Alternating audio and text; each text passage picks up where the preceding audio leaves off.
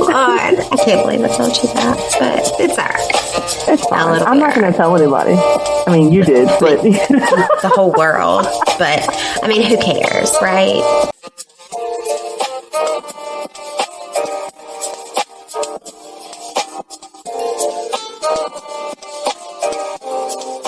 This is Reah, and this is Just the Who of Us, where we talk about a range of topics, including life events, current events, spirituality, entertainment, family relationships, as well as answering listener questions and more. So when you go through things, it's nobody else's business, really. I say it's nobody else's business, but if you want to tell your story and it's your story to tell and you think something is funny in your story, that maybe it shouldn't be funny necessarily. Like, oh, I've had my nose broken before. It's not funny, but the way that it happened is funny. And if I find it funny, then why is the rest of the world looking at me going, that's not funny. You shouldn't laugh about things like that. Right. Like, you're not laughing at somebody else. Exactly. Like if I want to laugh at myself, then I should be able to do that without fear of somebody going, oh my God, why are you like that? Like, bitch, I ask myself why I'm like this constantly. Okay. There's no fucking answer to it. Damn it. I am the way that I am. And as long as I love myself, it doesn't fucking matter what you think. Right. 100%. I'm not a people pleaser. I used to be a people pleaser. God, I used to be a people pleaser. Just wanted, and I guess it stemmed from, I just wanted somebody to care about me or love me the way that I wanted them to, not the way that they wanted to, the way that I wanted them to. So I'd bend over backwards and do anything and everything for anybody and everybody. And you just, as you grow up, you learn, one, you can't do it because you burn yourself out. And two, you're making everybody else happy and you're miserable. No, thank you. Not today, Satan. Not today, Satan. Absolutely not. I've learned to live by my own set of rules. Right. Instead of society's rules. Because, you know, at the end of the day, you're the one that has to live with yourself, not everybody else. That's true. You're the only person at the core in your head. You know, typically, but you're the only person that has to live with your internal thoughts and feelings and things like that. So. Them internal thoughts and feelings are, they something else sometimes, like them conversations that you have with yourself in your head. And, you know, I think I remember seeing a video of a lady who said that she was talking to her therapist about her talking to herself in her head. Mm-hmm. And her therapist told her that it was a trauma response. And I'm like, I can kind of see that, but I've been talking to myself in my head since I was 5. Okay. My childhood was pretty decent. I don't have trauma from childhood. So that has nothing to do with it. It's just reassuring myself pretty much. Yeah. It depends on the dialogue of the conversation. Are you having intense conversations with yourself as two different people? That might be a little bit different. Or are you just answering yourself? This is the same person. It's like, why did we do that? Well, I don't know. Why the hell did you do that, Brittany? Well, because it was your idea. And then just so on and so on, questioning myself like, right. Fuck, bro, right. Why did I do that? Why did we do that? I say we because, you know, like, I know it sounds crazy, but I sound like I'm literally have conversations with myself, not other people like up here. Yeah. It's like your angel and your devil. You're talking to the you that did it and the you that is now and is more logical because you're out of the moment. Yes. Not like Brittany and Barbara or something. I don't know. So my alter ego's name is Renee. Okay. That's much better than Barbara. So, well, so when I was younger and we'd go out to bars and stuff, if I didn't want somebody to know my name, I would tell them my name was Renee. No, I was younger when we did this, but me and one of my best friends growing up, I was Angel and she was Alexis. And we actually gave each of our kids middle names based off the names of the other one. So one of my daughter's middle name is Alexa, because that's what she went by. Oh. And her son's middle name is Angelo, like a male version of Angel. Yeah. That's so adorable. So, fun fact. But no, I get it. I'm not trying to talk to you like that. Flirt a little bit, I'll give you this name. But if I'm not trying to give you my number or something, like, you don't really need to know who I actually am. Right? Like, no, thank you. Not today. Not today. Lord, and these folks that you meet in the bars. Oh, God, the worst. Ugh. I'm glad I don't go to the bar anymore. I met some characters. Same, girl, same. And I was mean. Like, we'd be me and my friends, and somebody would come to our table and try to talk to us. And I'm like, why are you here? Are you supposed to be here? I don't think you are. Did any of us invite you? No. I think you need to leave. Right. I was so mean, and I will full on admit sometimes it was out of pure jealousy and anger. 'Cause like I was always the fat friend. I was the duff. Okay. Like, yeah, you've seen that movie, right? I don't think so. Oh my God. Okay. You've got to watch it. So the duff is like the ugly friend, the fat friend, the one that makes everybody else look better. Oh, stop. Girl, I'm not kidding. There is literally a movie about it. I forget the girl's name that plays the main girl, but she's really, really pretty. Matter of fact, let me look that up real quick. So a lot of times it was out of jealousy and anger that I was the fat, ugly friend.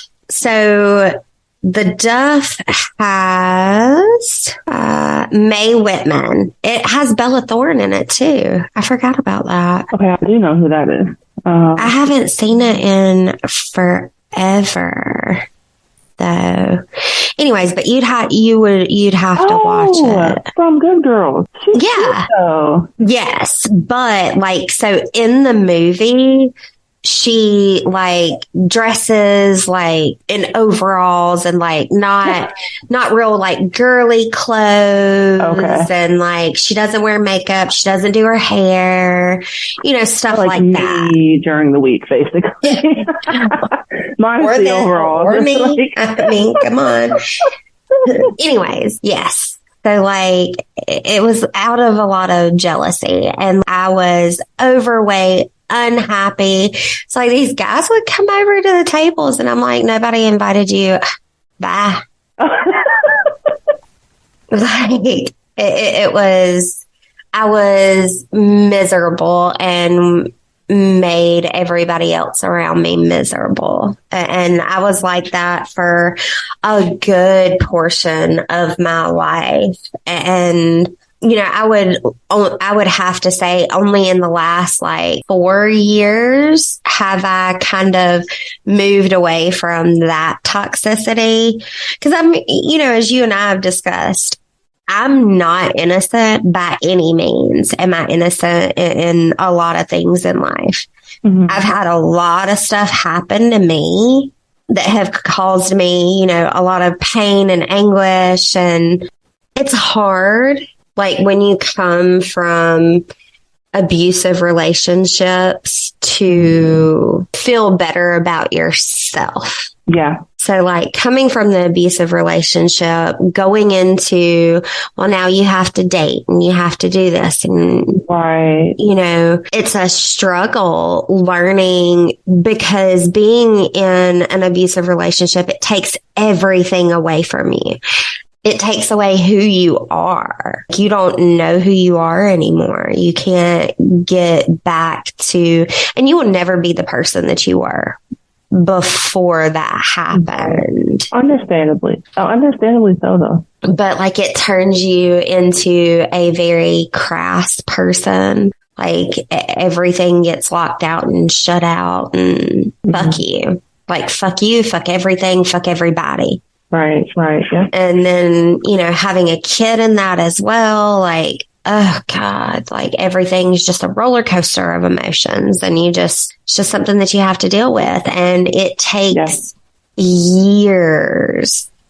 I mean, years to be able to truly deal with it. Yeah. Well, while we're here on this topic, let me go ahead and introduce you because my bad. No, we always have so much to talk about. And when we started this episode, I was having some issues and you helped me through it. So it took us a minute to get back on track, but we're here. So I have my new podcasting bestie, Brittany. Hi. Tell me a little bit. I'm sorry. I'm so distracted by my dog that's still holding my dog's arm. I don't get it. Like, how is he not out of energy at this point? Like, he's literally been doing it this whole time. At least he'll sleep good later, right? He'll get that energy out, won't be running around your house, pissing on everything that you own, like little dogs do. And then here's the girl dog. She's like, oh, God, can we be done with this already? Like, why are you doing this? Like a real relationship, though. Like, are you almost done? Like, I was done 10 minutes ago, bro. Come on. Seriously. It's starting to dry up down there. Oh, God. Facts. As the kids. I mean, or maybe it's just me. I mean, like, because like sometimes if I get mine, I'm done. Like, it's fixing to be dry. Sorry. Okay, because I thought that I was supposed to be born a guy. Because I'm like, all right, well, I'm good. So let's wrap this up here. Like, I have literally done that to people though and kicked them the fuck out of my house. Like, I'm done. Deuces, get the fuck out. This is my house. Get the fuck out. Oh, God. But then when you live together, it's kind of like, I'm kidding. I mean, you can stay in the bed. I'm going to go to the kitchen and get some food. Okay? Oh, God. That girl be hungry after she get hers. Yes. Hungry and thirsty. Go make a snack, please, and bring me some water. Like, be of some use. I'm just kidding. But I want them after sex snacks are the best snacks, though. Best snacks. I'm I'm really like a guy. All right, so, we're done, whatever. I'm going to go wash. And then you can go do whatever you need to do afterwards.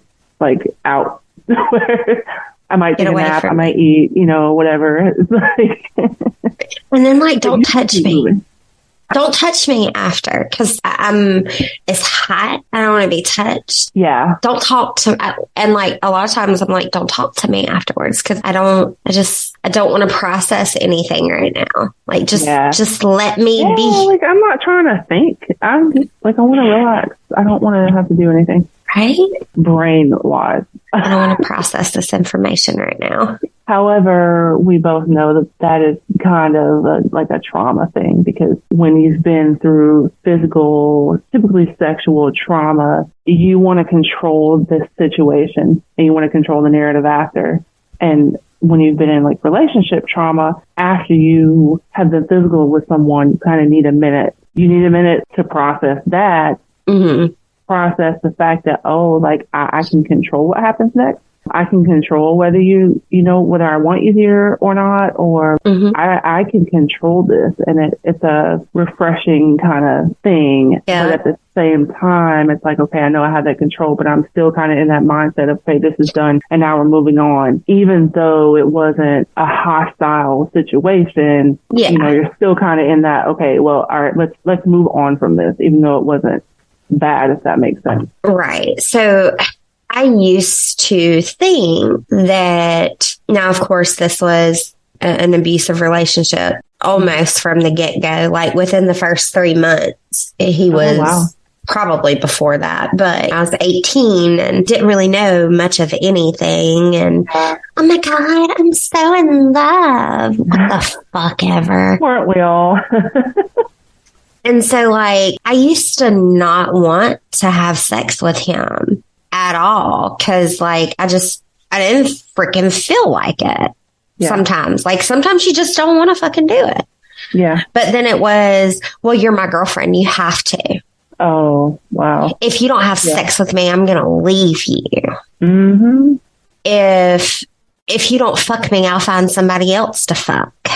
So then, like, you're pressured and you feel like if you don't do this, that I've literally had my ass beat because I didn't want to have sex with him.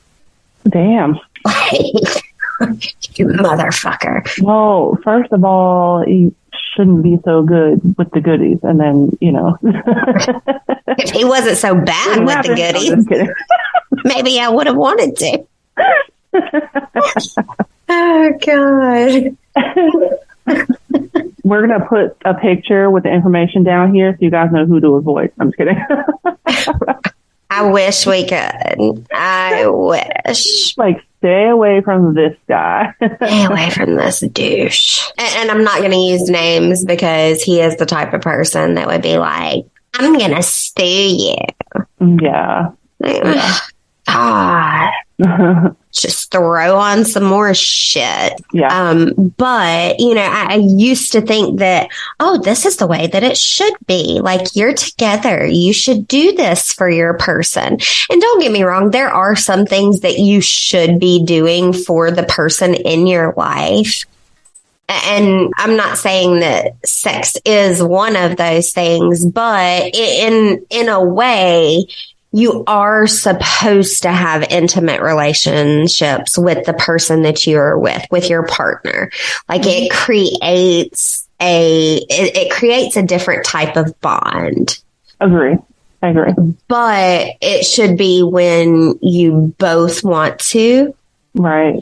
And when you're feeling up to it, not when they tell you that they want to, which, let's be honest, a man's always going to want to, even if they don't, like, even if they're like, oh God, I don't feel like it. Yeah. And then like most of the time, all you got to do is like, look at them and they're like, oh yeah. Okay. I was wrong. I do feel like it.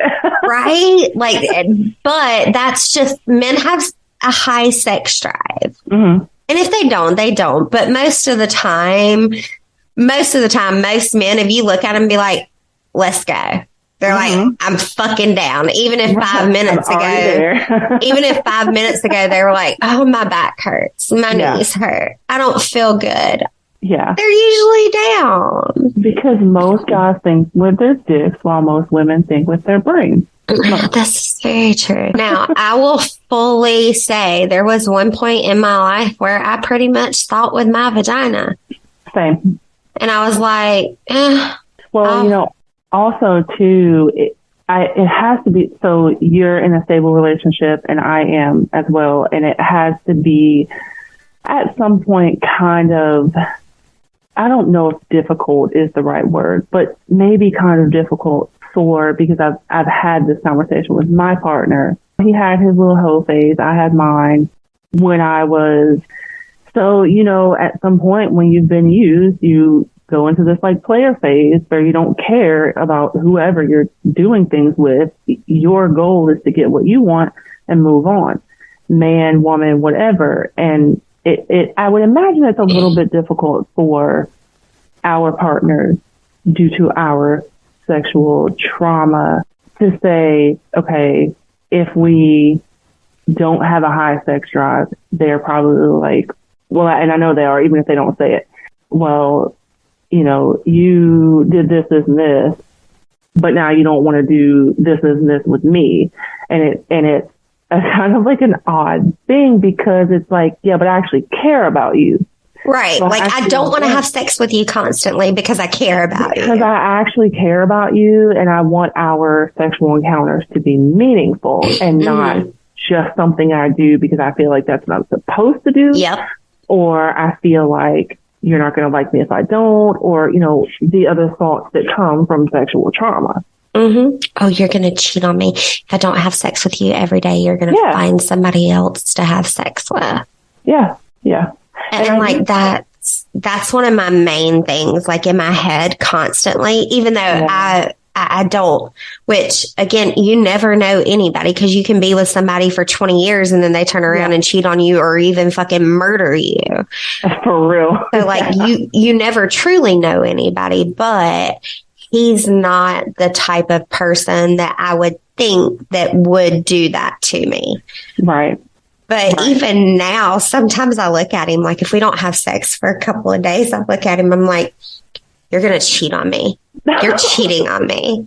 And it literally stems from being told, if you don't fuck me, I'm going to find somebody else to fuck. Mm-hmm. Yeah. Yeah. And, you know, we've had conversations and he's very understanding about a lot of things. But just like you said, sometimes he'll look at me and he's like, well, you did this. And I'm like, right. Just because, and I've had to explain to him, you know, just because I've done things in the past, I'm not the same person that I was then. Like I'm a totally different person now. Right. Yeah. Yeah. And I'm like, if you want me to do these things, then buckle up, buttercup, because you fitting to get the fuck out of my house. Yeah. Like if I go back to doing the things that I used to do, you would motherfucking run. Yeah, you wouldn't like me because of why I was doing those things. You would absolutely hate me. Yeah. Like I used to, and it's like sex play in a way. Mm-hmm. But like, I would make them dress up in lingerie. What? Oh, yes, honey. Oh, yes. Okay. My boyfriend now would never, ever allow that to happen. I would find men who were beta men, I guess you would say, you know, alpha, beta, like how they define their own class. I don't know why men do that. Yeah. Which I guess some men don't, but we'll go with that description. I would find beta men because I have a very dominant personality, like when it comes to everything in life, work, home, everything. And my man is the only person that I am soft around. Like he is my safe space. He is my comfort. Yeah. So like, I don't have to be dominant with him, but used to, I would find these beta males. And I would have them dress up in lingerie and I would literally ride on their backs and they would be on all fours and I would be on their backs and they would be on all fours dragging me across the room because that's what I wanted to do at the time because it was my control. And did they enjoy it? Fuck yeah, they enjoyed it. Because that's what this, you know, this sex play or whatever. It was like a dominatrix thing, kind of. Yeah. And I enjoyed it because I got to be in control of what happened. Right. So that mentality right there comes from the bullshit in the past. Yeah. And I had to find my man now to like break that cycle. Yeah. I get that. He is amazing. He is just something that I would have never thought that I would ever in my life be with somebody like that. Wasn't my type. Wasn't nothing. Like when I met him, I was like, I'm gonna fuck him and send him on his fucking way. Yeah. Like deuces, bye bitch. And I never expected to hear from him again, but here he was just constantly. And it just, here we are 2 years later and he's my best friend and I love him to death. And, you know, it takes somebody who is willing to understand the things that you've been through and work with you on those things because he has definitely been a saving grace.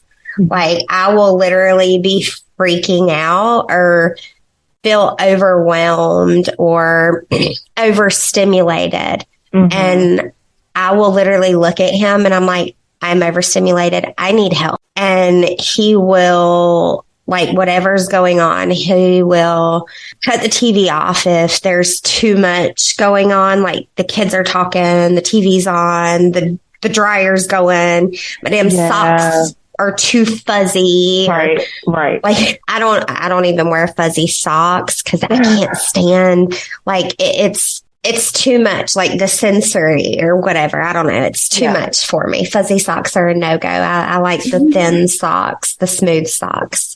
Like, how did we go from talking about men and lingerie to socks? Like, this is the way my brain is, people. Hey. That's our title, From Sex to Socks. From Sex to Socks. I like that. I like that. I love it. But like, this is the way that my brain works though. Like, I'm literally one thing to another, and it's all fun and games until. It's why we get along so well. Because we get each other. Yeah, man. Yeah. And I think a lot of people are like this, but like they hide it. Yeah. Like a lot of people are better at hiding it than others. Like I can't hide shit. I can't lie. Yeah. Like even growing up, like I couldn't lie. My mom caught me in everything. Me and like too. As I got older, she was like, you just didn't give a shit. She was like, you just did whatever you wanted to do, and that was it. Yeah. You know, like I think you and I discussed, you know, we are all the villain in somebody's story. Oh, absolutely. Like I've said this before. We are all the villain in somebody's story. And I am probably the villain in my mother's story. God, I gave that woman such a hard freaking time. Yeah. Terrible time. I used to think that about my mom too. And even now, like, I'll tell her, like, I'm sorry I was such a piece of shit. And she was like, look, like, I don't hold anything against you because you were a child, you were a teenager, you're going through this, blah, blah, blah. Like, I would expect my mom to absolutely hate me, but my mom's a wonderful woman, and she's be unforgiving if she needs to be. There's people that she might hold, you know, something against because whatever, the way they did me or whatever, but I had this conversation with her, like, I'm sorry for being such a piece of shit when I was trash when I was growing up. And she was like, don't be. You know, like you were going through things and like you are who you are now, and I don't hold it against you because of the changes you made and things like that, you know? Yeah. My mom's the same way. She tells me now, she's like, you know, I keep waiting on you to go back to the Brittany that you were a few years ago. She was like, because like, she's like, every time I talk to you, I just keep waiting for it because it has, like I said, like the last 4 years. Yeah. I mean, that's not a long time in the grand scheme of things. No, it's not. She's like, I just keep waiting for it to rear its head or to return or whatever. And I'm like, you know, I don't fucking like that person. I can't stand that person that I used to be. God, I hate that girl. For real. But that girl had issues. Yes. But as much as I hate the girl that I used to be, she was me. I am her. And I have to deal with the girl that I used to be and be the girl or the woman that I am now. Absolutely. Yeah. So a lot of growth and, you know, changes and just life things, man. Like life knocks you on your fucking ass and then you have to pick yourself up. Mm-hmm. And most of the time we're in it by ourselves. Yeah. I mean, even if you have people around, it doesn't mean that you're not alone internally, because what if they can't understand what you're going through? What if they can't understand what you grew through? You know what I mean? Mm-hmm. And I guess that's why we do this. Yeah. That's why I'm talking to you. And, you know, that's why I decided to do what I decided to do. Yeah. You know, like and I'm not saying that it's, how do I put it? Fuck, I don't know. Anyways, I'm not saying it's a replacement for having things like therapy or, somebody in person to talk to, but getting things out there, telling things, getting things off of your chest, hearing what other people have gone through and have survived. Right. Like some of the things that some people have gone through and survived are just absolutely, what's the word? I don't know what word I'm looking for, but amazing. We'll use amazing. Like, these are strong people. And we're not talking about just abusive relationships. Like, we're talking about, I know a girl who survived a fire, like had major burns over a lot of her body. And then after that, like a couple of years later, she was shot in the head and survived. Wow. So, like, it's I would love to meet her. Some of these things that people have gone through and survived, and the way that they have dealt with these things in their lives and have grown and moved on with their lives. Yeah. I can't remember who said it, but you grow through what you go through. Yes, 100%. Or you should. You should. You should. The goal is to grow. Yeah. And and I know you've heard me say this, and I can't remember who actually said it, but life begins at the end of your comfort zone. Yep. So like, you have to be uncomfortable to make changes and to get to where you need to be in life. Yeah, because if not, then you're just going to be happy where you are. Happy where you are, fucking miserable where you are. Well, content. Maybe not happy, like content. Yeah. Content if you're not kind of pushed to go farther or change. You're just kind of like complacent. There you go. Complacent. I like that word. Well, and like, that's like jobs and things, jobs, like a lot of times people get so upset when they lose a job. Mm-hmm. So it's kind of like, like, I understand being upset because you lost your job, but if you were stuck at that job for 5 years, haven't grown any, haven't moved up any, and you've been there for 5 years, right? This was probably the best thing that has happened to you. It's time to do better, find something better, do better than that.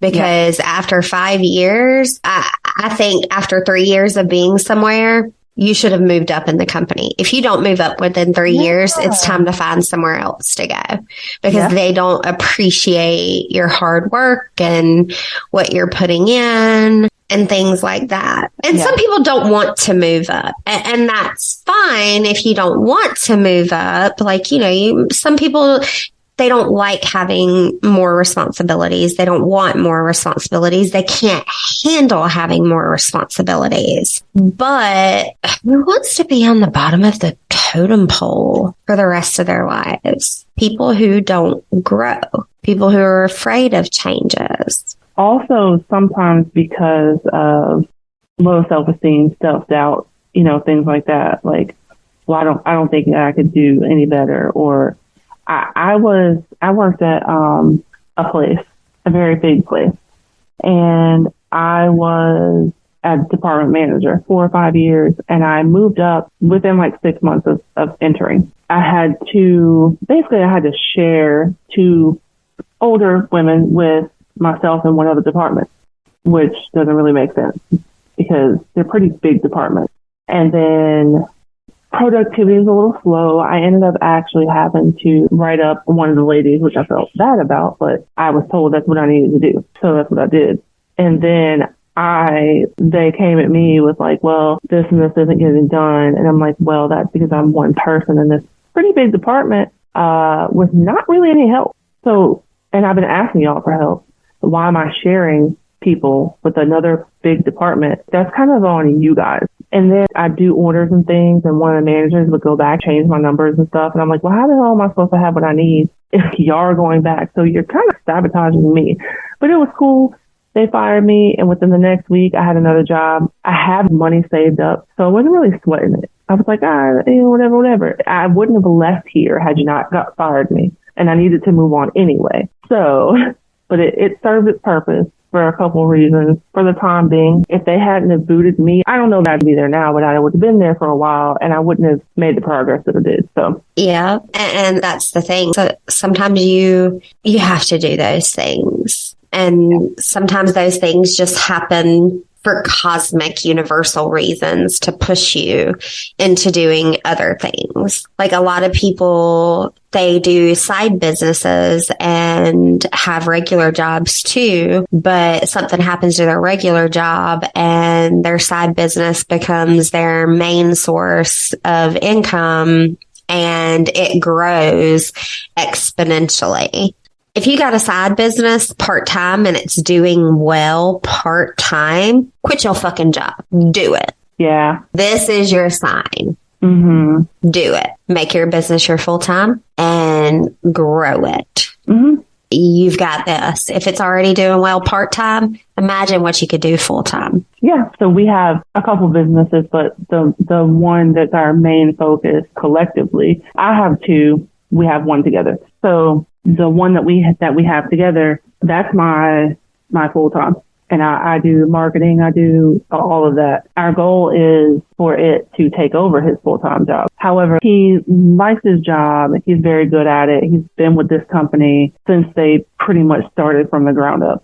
And we plan to take it and make it take over his full-time job. But when the owner of the company that he works for started, he was working full time, started his own business. And then once it got to where, all right, we're doing good here, he left the other job, good benefits, good everything, but he was stable where he wanted to be with his job, with his company, and said, all right, I'm done putting my energy into your business and growing it. I'm focusing on myself, and it's thriving highly today. And that's kind of where we want to be, where we want to go with ours. But we're pretty particular with what we want to do. And so I'm trying to focus on getting us there with the specifics we want, and not just taking all this stuff to do just because it's in. What business is that? So it's a cleaning business. Okay. We primarily focus on commercial cleaning. So I have a couple of residential clients, but our big focus is commercial, office buildings, things like that. Well, that's good. If you lived closer, I might do this. Yeah. We are so off topic. It is unreal. No. So, you know what, though?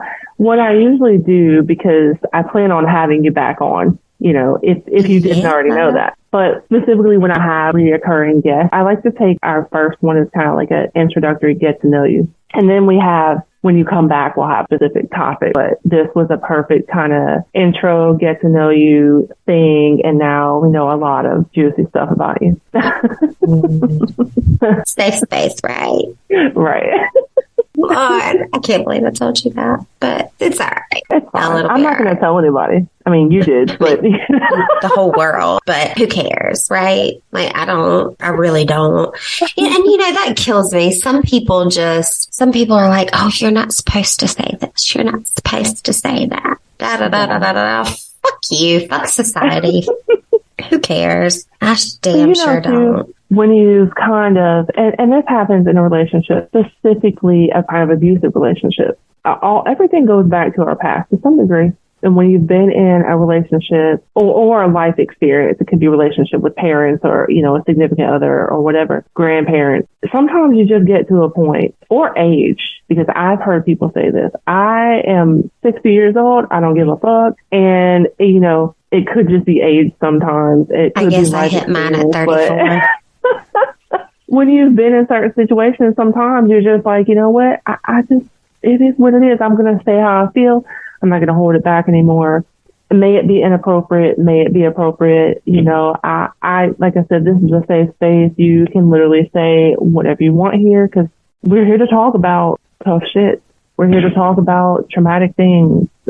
like we're not here to, I have another podcast where I don't really curse.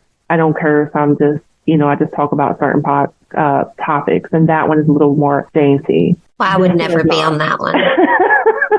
I'm sorry. I can't. This is not that podcast. So, I just feel like growing up and being in relationships where you had to hold your tongue, where if you said a certain thing, you'd get a backhand to the face. Yeah, yeah. I'm sick and fucking tired of keeping my motherfucking mouth shut. Yeah. And like we're told, oh, you're not supposed to talk about that. Yeah. You're not supposed to talk about the time you got your nose broke. You're not supposed to talk about the time you got your ass beat. You're not supposed to talk about this. You're not supposed to talk about that. Fuck you. We're talking about it. Yeah. It is fucking time that we talked about the things that have happened to us. Right. Quit holding it in, speak it, let it out, make yourself feel better, and help others in the process. But everybody goes through trauma, and it's something that we need to stop stigmatizing. Like, fucking stop, dude. Yeah. We stigmatize trauma like we stigmatize herpes, okay? Like, what is it? 1 in 4 people have it? Yeah. Well, guess what? I can almost guarantee you 3 out of 4 people have been through some type of trauma. Yeah, definitely. Yeah. So fucking stop. Well, and it's like the herpes simplex virus, which is the most common, because I had this conversation with somebody in the past too. The herpes simplex is like a common cold sore. And so most people in their life have had one. Now, you might not even know that you have the simplex because it's like, oh, I just got a sore because it's, whatever outside. Or I just got a little cold or whatever. And that doesn't mean that you like have full blown herpes, which is a different vaginal herpes and whatnot. But it still exists in your body. And it is like trauma. So stigmatized. Yeah. But like, everybody, and we all go through different types of things as well. Yeah. Which is why I say talk about it. Talk about it. And luckily, you have a podcast that you are putting out that does exactly that. I am. So tell us a little bit about it. I'm pretty excited about this because it's going to be, which, I've got an introduction out there. I'm still working on a lot of things because things happen and sometimes you have to back up and rearrange courses and things like that. So I'm working on getting some episodes out. But what it is it is a platform for you or anybody else who wants to tell their stories. And it's your stories, your way, safe space. I don't judge. I'm pretty sure that there's probably going to be some inappropriateness to a lot of this and some jokes, not towards what you have going on or anything like that. But as you can tell in this conversation, it's from one thing to another, sex to socks, damn it. Because that's how I want it to be a conversation. I don't want it to be like, well, this happened to me and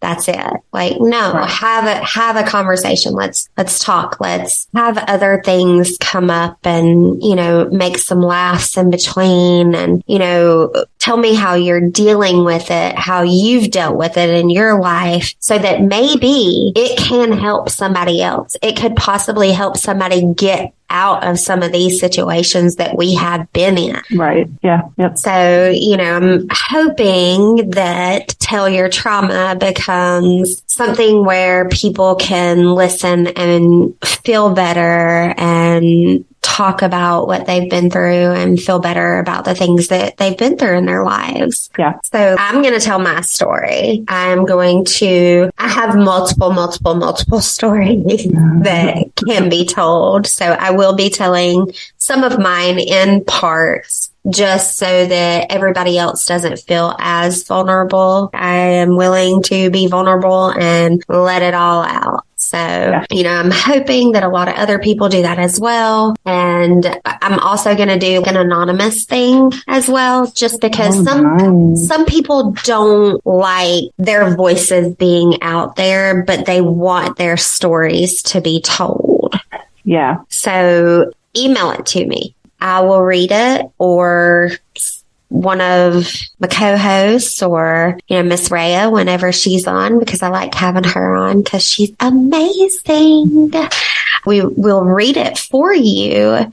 That way, whatever you have gone through can possibly help somebody else. This isn't like, I've realized whenever I started it, it was kind of like me being petty in a way, which sounds crazy, but in a way, when I had the idea, it was more of fuck you to somebody else. I'm going to let people know what you fucking did to me, you sorry piece of shit, is how it started. And the more I thought and the more I talked about it to other people, the more I came to realize that this is about helping other people and helping other people understand what everybody goes through, and hopefully it does help. So it's a roller coaster of emotions. It's been one of the most amazing things that I've heard lately coming from myself, but amazing in the sense that so many people have reached out, and I did not think that it would be the way that it is. Even now, I haven't even posted a first episode, but so many people have reached out to want to tell their stories, and I'm just excited and I can't wait. And if you are listening to this and you want to tell your story, send me an email. I will get Miss Reah to put our email in the description so that if you feel compelled to email it and you want to be on, more than happy to do that. We can get together and get your story told. So the email is tellyourtrauma@gmail.com. So just reach out to me there and we'll get it done. Check us out on YouTube at Reah Hagues, ReahHagues. You can also keep up with us on Instagram at justthewhopodcast and Facebook at falolity.